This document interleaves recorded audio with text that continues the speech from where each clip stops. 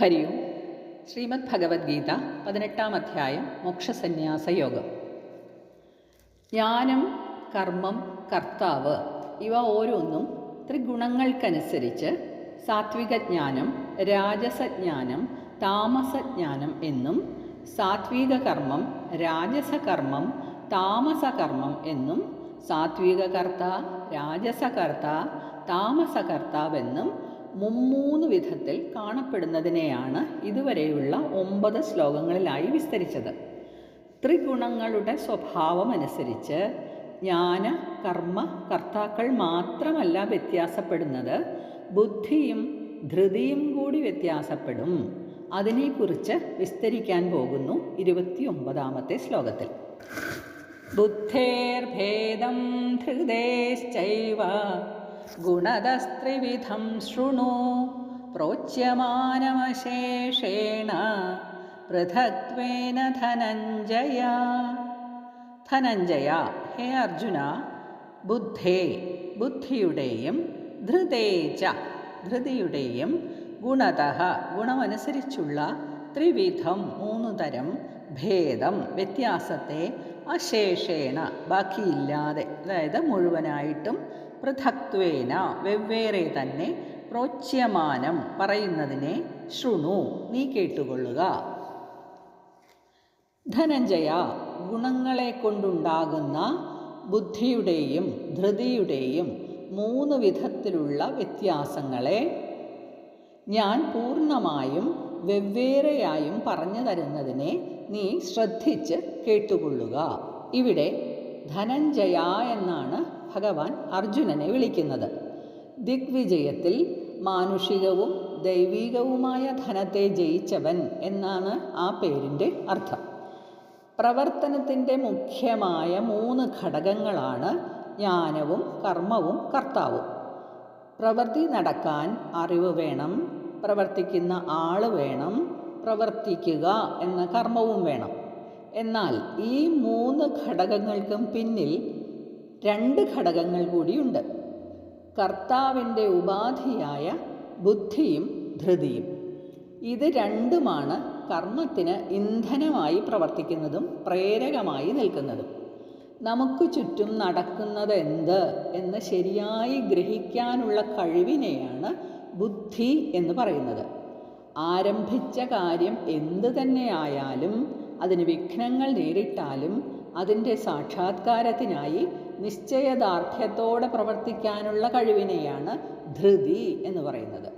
ബുദ്ധിശക്തിയും നിശ്ചയദാർഢ്യവുമാണ് നമ്മുടെ കർമ്മത്തെ നിയന്ത്രിക്കുന്നതായ ആ 2 ഘടകങ്ങൾ. അവ രണ്ടും ത്രിഗുണങ്ങൾക്കനുസരിച്ച് വ്യത്യാസപ്പെടുന്നത് എങ്ങനെയെന്ന് ഭഗവാൻ പറയുന്നത് കേൾക്കാം. 30-ാമത്തെ ശ്ലോകം മുതൽ. പ്രവൃത്തിം ച നിവൃത്തിം ച കാര്യാകാര്യേ ഭയാഭയേ ബന്ധം മോക്ഷം ച യാ വേത്തി ബുദ്ധി സാ പാർത്ഥ സാത്വികീ.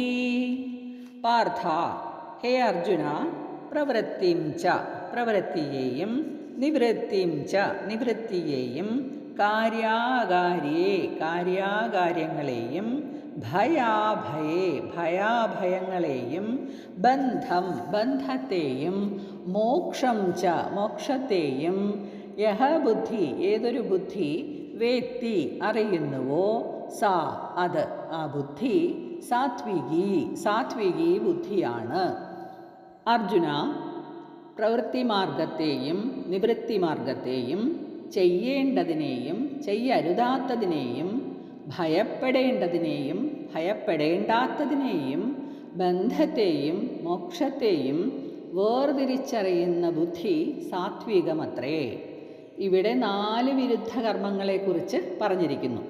പ്രവൃത്തി, കർത്തവ്യം, ഭയഹേതു, ബന്ധം ഇവ 4 ഒരു ഭാഗത്ത്, നിവൃത്തി, അകർത്തവ്യം, അഭയഹേതു, മോക്ഷം എന്നിവ മറുഭാഗത്തും.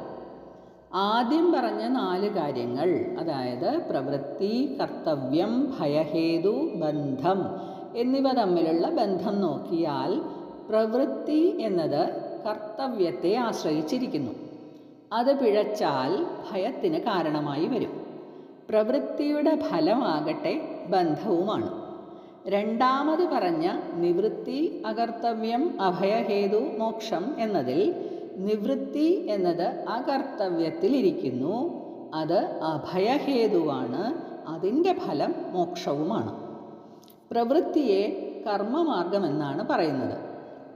അതിൽ അനേകവിധം കർത്തവ്യങ്ങളുണ്ട്. അത് ചെയ്യാതിരുന്നാലും തെറ്റായി ചെയ്തു പോയാലും ഭയപ്പെടേണ്ടതായി വരും. ഇനി പിഴയൊന്നും പറ്റാതെ നമ്മൾ പ്രവർത്തിച്ചാലും കർമ്മമാർഗം എന്നത് ബന്ധത്തിന് കാരണമാകുന്നതാണ്. മറിച്ച് നിവൃത്തി എന്ന കർമ്മസന്യാസ മാർഗം കർത്തവ്യത്തെ വേർപെടുത്തിക്കൊണ്ടുപോകും. അതിൽ യാതൊരു ഭയത്തിനും അവസരമുണ്ടാകുന്നില്ല. ബന്ധത്തിൽ നിന്നുള്ള നിവൃത്തിയും ഇവിടെ സംഭവിക്കുന്നു. ഇങ്ങനെ ഇവയുടെ ഭേദത്തെ അറിയുന്ന ബുദ്ധിയെയാണ് സാത്വിക ബുദ്ധി എന്ന് പറയുന്നത്. നമ്മുടെ ബുദ്ധി വളരെ സൂക്ഷ്മമാണെങ്കിൽ നമ്മെ ബന്ധനത്തിൽ അകപ്പെടുത്തുന്ന പ്രവണതകളെ അറിയാനും അവയെ നിരോധിക്കാനും നമുക്ക് കഴിയും.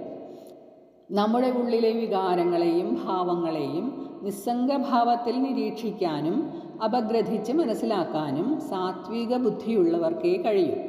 ചെയ്യേണ്ട പ്രവൃത്തി ഏത്, ചെയ്യരുതാത്തതേത്, തെറ്റേത്, ശരിയേത്, എന്തിനെ ഭയപ്പെടണം, എന്തിനെ ഭയപ്പെടേണ്ടതില്ല, ബന്ധമേത്, മോക്ഷമേത്, ഇവയെല്ലാം വേർതിരിച്ചറിയുന്ന ബുദ്ധിയാണ് സാത്വിക ബുദ്ധി എന്ന് ഇതിൽ നിന്ന് മനസ്സിലാക്കാം. ഇനി രാജസബുദ്ധിയെക്കുറിച്ച് പറയുന്ന 31-ാമത്തെ ശ്ലോകം നോക്കാം.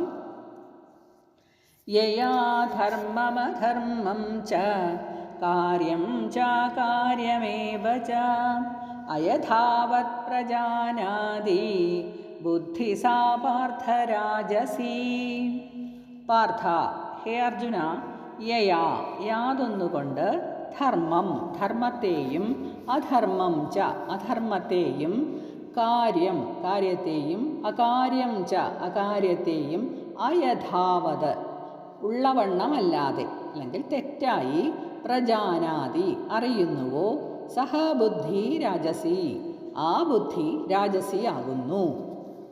അർജുന, യാതൊരു ബുദ്ധി കൊണ്ട് ധർമ്മത്തെയും അധർമ്മത്തെയും ചെയ്യേണ്ടതിനെയും ചെയ്യരുതാത്തതിനെയും തെറ്റായി അറിയുന്നുവോ ആ ബുദ്ധി രാജസബുദ്ധിയത്രേ.